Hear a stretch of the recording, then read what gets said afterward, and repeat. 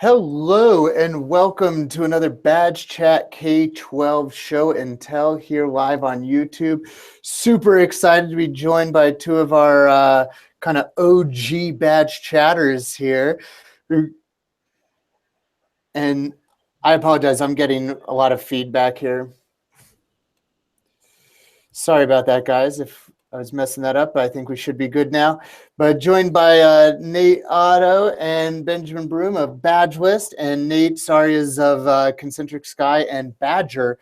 And super excited to have you guys with us. Thanks so much for joining. Cheers. Good to be here, Noah. Thanks for the invitation. So you all had a chance to attend Mozfest, and for the uninitiated who are wondering why are they spending on the entire badge chat talking about some conference I've never heard of, Ben, can you just kind of tell us what is Mozfest, where it is, and why everybody should be so excited? Sure. So Mozfest is short for Mozilla Festival. Mozilla, as we all well know, is of course most famous for creating the Firefox web browser. And secondarily for creating the open badges standard that we all know and love.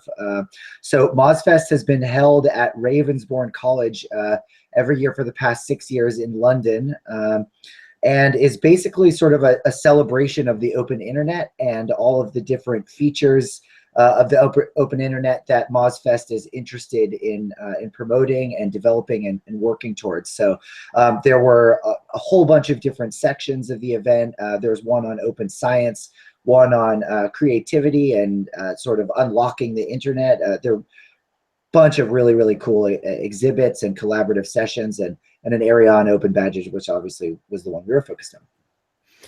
Yeah, I think I got most of my time, I was kind of stuck in the open badges space, but really there is so much to explore at Mozfest. It's a conference unlike any other. Even calling it a conference probably brings up associations that wouldn't be appropriate because of just how wide open it is. It's probably a little bit more like an unconference than most academic conferences, and just full of the energy of the open web that Mozilla brings to the space. Yeah, following, long distance just on the hashtag, I kind of got the feeling that it's this giant gathering of people, most of whom live at least in 2082 and beyond, who just kind of convene in 2016 for a couple days to share what the future looks like with the rest of us. Yeah, what is it? The future is already here. It's just poorly distributed. And Mozfest is where the future actually is concentrated. And we do a lot of production-focused sessions, so it's less about presenting what has been done to an audience that's listening than coming together to actually work on something and come out of a session with learning and knowledge and artifacts that did not happen or did not exist before you went in. Sweet. And, I should just say for anybody who's watching live, I will be checking the hashtag BadgeCat12, and it sounds like Nate is as well. So feel free to tweet in your questions for Ben and Nate, and we'll be sure to get those in live on the air for you. So with these production-centered sessions and all this amazingness, and can you kind of start out with each of you sharing a session or two that was a real highlight for you, as just why it was so awesome? Okay, I'll take that one first. I had a couple of really good sessions that I attended. One of them was with Doug Belshaw and Brian Mathers on learning to think visually. I tend to be a very auditory person, and so particularly Brian led this session on learning how to think visually and expressing your ideas in a visual rather than purely linguistic context. And so we talked about how we could express our, most proud accomplishments visually rather than just by describing them in words. And so I got a lot out of that session. Great. And for me, the best work that we did was really collaboratively deciding on what the Open Badges ecosystem is going to look like in the future and what is the future that we want to build together towards. So we had some really great collaboration on the idea of what is a backpack. Many of you have accounts on Mozilla's Open Badges backpack. And so we had a couple sessions specifically around the backpack, one from Digital Me showing off their new prototype for the backpack update. which was looking great. It had a whole new design refresh that I didn't even know that they were working on. So I'm looking forward to seeing that out in production by the end of the month. And I led a session on just what are the user stories that the backpack represents? How does this concept situate within the Open Badges ecosystem? And so that was a wonderful collaborative session. I feel we had some really good synergy and collaboration between the people who joined. And the audience this year was a group of well-educated badge experts and all-stars. So Ben, I'm glad to give the recap on that backpack session because you were presenting right at the same time, and we weren't able to go to each other's sessions in that block. Real quick for folks who aren't aware, just piggybacking on Ben's comment about Brian Mathers, for folks who are trying to find him right now on Twitter and you're not finding him, it's because it's Brian with a Y. It's at Brian M. Mathers is his Twitter handle, and he likes to call what he does visual thinkery. I'm personally a huge fanboy of it. And Nate, Nate, before we kind of dive a little more into the session that you were talking about, do you mind just taking a quick step back and, just what is the backpack, and maybe even a step back from that, what is a backpack for anybody who's sort of new to digital badges and wondering what the heck is he talking about? He sounds so smart, but I can't visually thinkery around it. So fill us in. So most of you folks who are interested in Badge Tech K-12 have come because you're interested in digital badges of all kinds. Open badges are one flavor of digital badge that are portable, digital, verifiable. They follow an open specification that originally came out of the Mozilla Foundation and then spun out into the Badge Alliance. And then one very exciting announcement that we made the day before Mozfest was that this specification will be finding its future home at IMS Global starting in January. So this is a common data specification around which we gather and all build applications that are compatible with one another into this beautiful distributed ecosystem. But building distributed software is quite a bit harder than building centralized software. And you can think of centralized software as Facebook or Twitter. When you want to hear what your friends are saying on Twitter, you go to your Twitter app or your Twitter website, and you can see the timeline there. But distributed software means that there are hundreds of different servers running different components of the software, and they're controlled by many different companies. And so in the badges space, this is a space for distributed recognition of learning achievements and all sorts of other achievements. We have a piece of software called the backpack, or multiple backpacks produced by different companies that all can interoperate as a little home for you to store the badges that you've earned. And then from there to be able to share them out to networks like Twitter or Facebook or LinkedIn.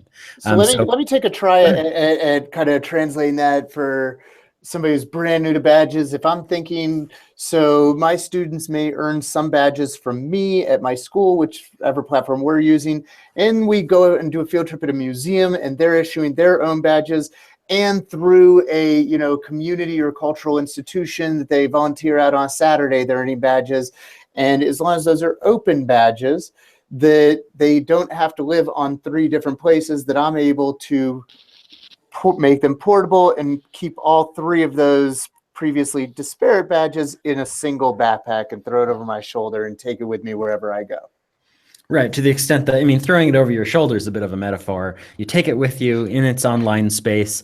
There are thousands of different issuers awarding open badges. Millions of open badges have been awarded to earners all around the world. All you need is an email address to earn badges. But then once you've earned them, you have to figure out where to collect them. The backpack is that place. And so what we did at Mozfest was we came to an agreement between the 3 different providers of open source backpack software on the market today, which includes Badger, Open Badge Passport, and the Mozilla Backpack. We came to an agreement around a general protocol for what these pieces of software should do and a direction to take these backpacks in the future where they will actually work together very well and interoperate. So just like how you see login with Twitter on the web, buttons like that, you'll be able to see a login with Open Badges button, and you'll be able to log in with your backpack, even if it's on a open source server that you're controlling in your basement, or if you're using whichever service you choose to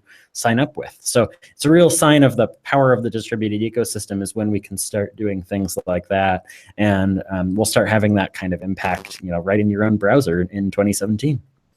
Super Yeah. exciting. And we'll make sure to share out a link to the IMS announcement that you mentioned there. If not before the end of this broadcast, then right at the end, look for that on hashtag BadgeChatK12, and you'll find a link to that announcement. And Ben, you were going to piggyback on what Nate was saying? Yeah, just we always have this conversation with people who are new to open badges, and one of the questions we always get is, hey, if I earn a badge inside one issuing platform, can I then display that on another issuing platform? And I think at the very basic level, one of the best things that this new backpack will do is allow people to move badges in between all the different platforms, so that really are completely unrestricted on where you want to kind of house and display your badges. So it just is going to make the whole ecosystem a lot more effective for everyone who's using it. Right. We want to support values like users having choice and control over the software that they use, and being able to choose, yeah, I want to store my badges on, Badge List as a primary spot. If Badge List implements the backpack protocol, then that's a place that you can store badges and no one can stop you. Exactly. So I love this idea of just really empowering our users and not holding them hostage to a certain software. Kind of moving on to beyond just sort of the more technical stuff around badges at Mozfest, what were either sessions or ideas or people who just, you had major light bulbs going off and you were just like, oh my God, these people are so smart. I can't believe what I just heard and learned, that my mind is racing. What's the exciting Mozfest is full of, hundreds of smart people. And then in addition to Mozfest, we had the EPIC conference in Bologna right before. And both those conferences brought together just huge populations of badge experts from around the world. A couple sessions that were really powerful highlights for me. One was from Tanya Martinelli of Bologna, who came to share a video of where she was talking with the Dalai Lama about the idea of badge systems that support refugees and prison populations, and got some real support from the Dalai Lama to create a Bologna City of Learning in Italy. And so that project will probably move forward in coming years. And as a last minute addition, Maria Escuela came from the Enable project. Many of you might have seen their work. They 3D print prosthetic arms for people who have amputations or were born without limbs. And so you may have seen like Iron Man, like prosthetic arms being delivered to kids by Robert Downey Jr. That was an arm printed on 3D printers by participants in the Enable program. And they're talking about how they're going to use badges to really help increase the learning and certification of 3D printing labs involved in that program. So it sounds like some really kind of out of the box issues. And I almost get the sense just by those couple projects you mentioned that there's a lot of folks who are kind of thinking in the equity space. Am I right about that? Yeah, I mean, badges for a long time have had an equity focus. Right from the very beginning, we were talking about how can we get learning that happens in spaces outside of the formal education system recognized in the same way that the formal achievements are recognized. And to that effect, there was a panel on that at the EPIC conference in Bologna, where representatives of Pearson, IBM, and assessment experts, and then our badges technical expert, Carrie Lemoy, gave their take on how badges can support that type of population directly.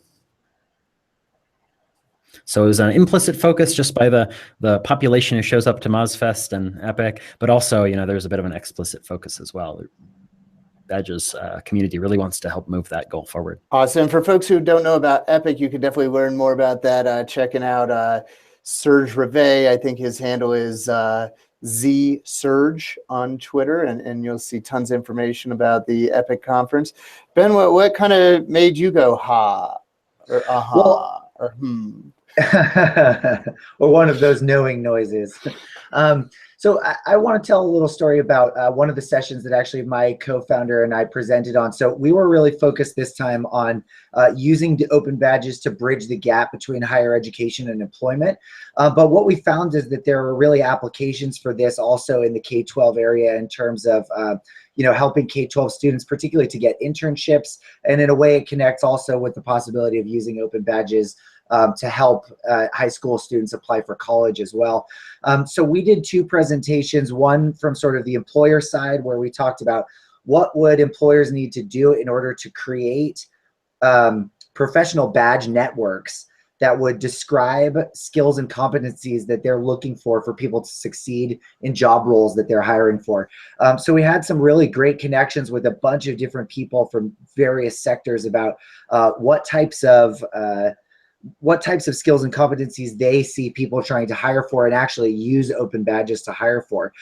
So Kev Jones and Harriet from Sussex Downs College talked to us about a program that they have at their organization where they basically, there are 2 different hotels near their college where they are hiring people directly out of Sussex Downs College. And they built badges to describe the various different skills and competencies that you need to, work well in the hospitality industry. These are all things that, competencies that that can be earned at Sussex Downs. And what they found is that even with a similar array of badges that describes all these different abilities, these 2 hotels were actually much more focused on different groups of skills depending on the sort of personality of those 2 different organizations. One of the hotels was a more conventional sort of button-up organization, while the other one was a little bit more freestyle and playful. And so it was really interesting to hear that there are these real use cases of different organizations looking for different skills and competencies in what effectively is the same work area. So that really got me thinking hard about the different possibilities for this. So cool. And for folks who are just now joining us live, you can tweet in your questions on #BadgeChatK12, and we'll make sure to get them asked to Ben and Nate. And Ben, just following up on that questions about Sussex Downs, it sounds almost like that did I hear you saying that the hotels are actually using the badges as credentials that they're looking for in their hiring, that they're telling students, this is what we're looking for. We want you to get credentialed in these skills, and then that's going to help pipeline you to a job at one of our hotels? Right, exactly. And what was crazy about it to me was that, even though both these hotels are using the same badge group that have the same 10 skills and competencies, one hotel is stressing 5 of them and the other hotel is stressing the other 5 just based on, on what sorts of interest they have. So yeah, they're actually using digital credentials in their hiring process. Yeah, that was really cool from your presentation to see how so the cultural focus of both of those institutions was reflected in their choice of badges. What other, so we've heard a little bit about the K-12 and higher ed. We've heard some of the industry. Were there any other sort of out of the box badge, micro-credential kind of conversations that were going on at Mozfest that folks should just have on their radar to get inspired by? Yes, definitely. Nothing off the top of your head, though. I mean, they're really so the thing about Mozfest was Open Badges started at Mozfest, essentially at the Mozilla Drumbeat Festival. The very first year they had it, they called it Drumbeat. It was in Barcelona. I think that was November of 2010 or 2011.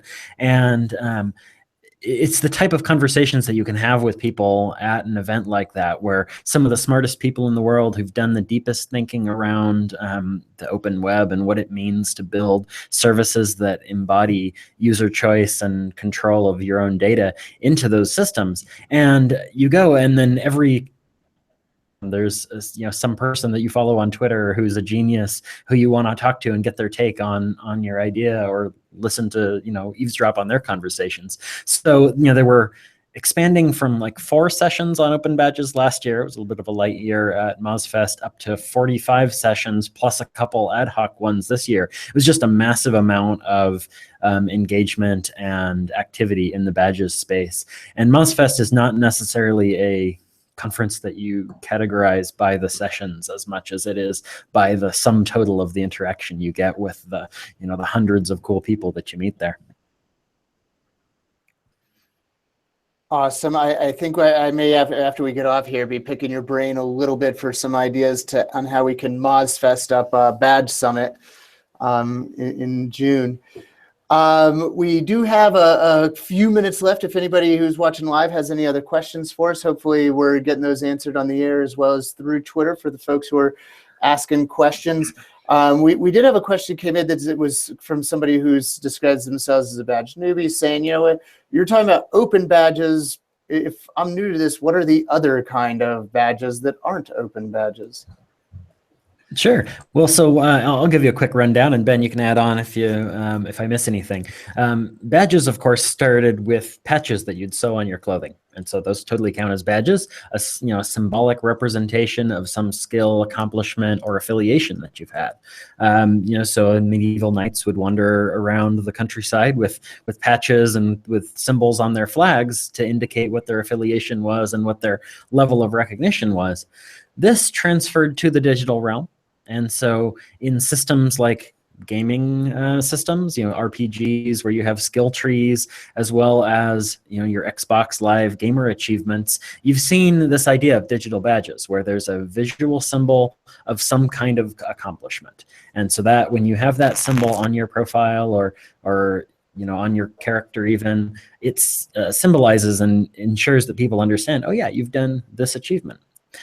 So there are many digital badge systems, in gaming and then outside of gaming, for like website SSL certification. You've seen like little images on a website, an e-commerce site in 1999 that had HTTPS secure web connections, and so you'd see a little SSL verified sticker. That could be considered a digital badge as well. But the idea of open badges, what really separates is that here is a bunch of different companies and thousands of issuing organizations that have decided we want to use a common standard to describe educational credentials, and we're going to do this all together in a distributed system. Whereas many of those other initiatives before, yeah, they've done a cool digital badge. They've got a symbol of accomplishment, a digital sticker for what you've done. But that sticker is not portable between different systems. You can't do, as Noah says, to gather all of your accomplishments together from, both PlayStation Live and PlayStation Network, Xbox Live together into one profile. Open badges let you do that. Ben, did I miss anything? Nope, I think that was a pretty good description. It's basically just, I think one way that I've always started out describing it is understanding open badges in terms of metadata. The idea that every open badge that's issued is issued according to this metadata standard that includes, most importantly, what organization issued the badge, when it was issued, and what evidence was offered in order to earn that badge. And I think, insofar as I have always believed that, insofar as badges signify learning, that they should all be associated with learning evidence, and having the learning evidence actually associated with the badges is a really important feature. In that way, non-open badges are more difficult to verify. And, Ben, I'm going to ask you to kind of say a little bit more about that, because I know that that's a passion of yours that, when I describe digital badges, whether it's open or not, that ability to attach evidence is really what takes up a notch. That, the samurai wandering the hillside with badges of accomplishment, we could trust that samurai had earned those. But with digital badges, we can actually attach evidence. So there's that added layer of trust and verification there. Do you want to talk a bit about that? And as well as, was there anything along the evidence lines that came up at Mozfest that really got you excited? Yeah, absolutely. Actually, I was going to connect this with something I was going to say earlier, but we had one really good session with Joyce Purdue of Chattanooga, Tennessee, and she's been thinking about using badges for global education. And so during her session, we built badges for global education, and one of the things that we did was not only draw badge images, but also wrote down lists of what the required evidence would be in order to earn these badges. And so what was cool is we were able to connect Joyce with other people who are issuing open badges for global education. VIF Global comes to mind, and also Global EdCon are both great organizations for doing that, and I've already kind of taken these steps. But what was great was to see that people, really are keyed into this idea that every badge requires learning evidence in order to earn it. And it's sort of becoming intuitive to people, or at least it seemed during that session, that, a badge is not just about what the badge looks like or who issues it. And not even just like what competencies it displays, but what's the actual evidence needed to actually earn that badge and demonstrate those competencies. So, one of those things that we've sort of seen in the past is like people will be issuing credentials and it'll say like, oh, well, the person that's earned this badge has these competencies, but we won't necessarily see like, okay, well, what did they do to show the issuing organization that they have these competencies? Because maybe the issuing organization has that information, but unless it's publicly displayed, there's really no way to like verify the learning experience. And so, by seeing these, these different people come together and really see how important learning evidence was for badges, it got me very excited that has, really kind of become part of the, the practice of this community, which is a great feeling. That was really awesome stuff there, Ben. And we have just a couple minutes left, and I thought that I might kind of just pick your brains for, and maybe even go beyond the Mozfest to the Open Epic conference as well. Who are just a couple folks that, folks who might be watching this, whether it's live or recorded on YouTube, who are some folks they should know about and be reading or following on Twitter? Just maybe 1, 2, or 3 folks, and just a little bit about them that you say you've got to be following these people. Well, you got to be following Ben Room. He's on it with the blogging game, and you want to read every post. Well, definitely, love seeing all the stuff that Nate posts too, and is a huge leader for the technical spec, especially, which is so important. But I would say definitely Kate Tolnai and Rich Dixon are big thought leaders for me in terms of the Badge Chat K-12 community and really helping teachers to understand the value of using open badges, both in their classroom and for teacher PD. So Rich Dixon's Professional Development Learning Network is focused on issuing badges for teacher PD to help them develop competency-based professional development, which I think is huge, like moving away from that kind of single standard one and done form of professional development. And then Kate Tolnai's work is amazing as well. She will teach you how to build a badge for any context using any platform, based on your needs. And so I think, if you read what she's written and connect with her, she has just provided phenomenal thought leadership in the Open Badges K-12 area. And that's Kate with a C, C-A-T-E, for folks who are looking for right now, Kate Tolnai. And she also is a co-founder and runs the hashtag ConnectedTL. That's another place you can find her every week.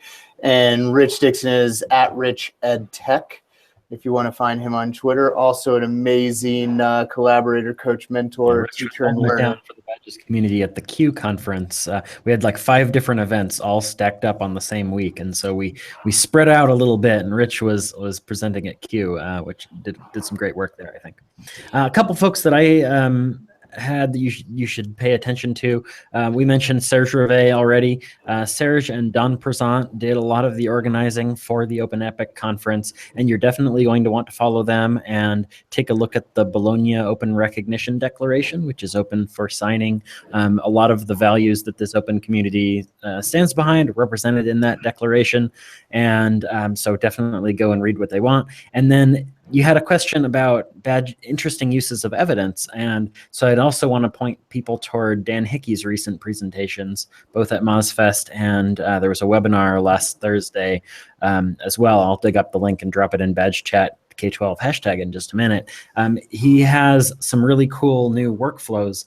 Both Dan and Serge have been leading the way, thinking about interesting workflows for how evidence gets attached to badges, when evidence can be reviewed by different parties, and how we can flow more information back into badges with the forthcoming endorsement standards through the Open Badges spec. So some really exciting stuff is happening and will come to bear fruit in 2017. And these are folks you want to be following so that you sort of know what's coming down the pipe. Yep. Yeah, absolutely. And for folks who aren't familiar with Dr. Hickey's work, he's DT Hickey, at DT Hickey on Twitter, and he's a professor at Indiana. And again, Serge Rivet is SZERGE on Twitter. S. Zerge. I think we are just about out of time. Nate and Ben, thank you both so much for taking time out of your busy evenings to join us and just kind of debrief this awesome week of learning that y'all just had a couple weeks ago. Thank you, Noah, and thanks, Ben. Glad to be talking with you. And to all the folks who are listening, come to Mozfest next year. The plane ticket is not that expensive if you get it far enough in advance. So get your flight advisor ticket, price alerts locked in for London next November. And then also, pay attention to all the other cool events happening in the badges space, because we've got lots of cool stuff, including, of course, the Badge Summit, which is to be determined next June. Yeah, it'll be the last Saturday in June down in San Antonio, Texas. Info will be forthcoming on that. We have a quick landing page, badgesummit.weebly.com. You can sign up there to RSVP to get an alert once the registration link is live. But thank you both so much for taking time to learn and share with us. Definitely follow Nate and Ben on Twitter, and thank you to everybody who's live. And if you're watching this recording, thank you for taking time to join and learn and share with us. We love all forms of engagement. Thanks to those who are live tweeting with us during this, as well as to the workers. That is your own form of active engagement. We appreciate that. Ben and Nate, have an awesome badge-worthy week, and thanks again for your time. Always a pleasure, fellas. Great to connect. Great. Thanks. See you next time. Bye, everybody.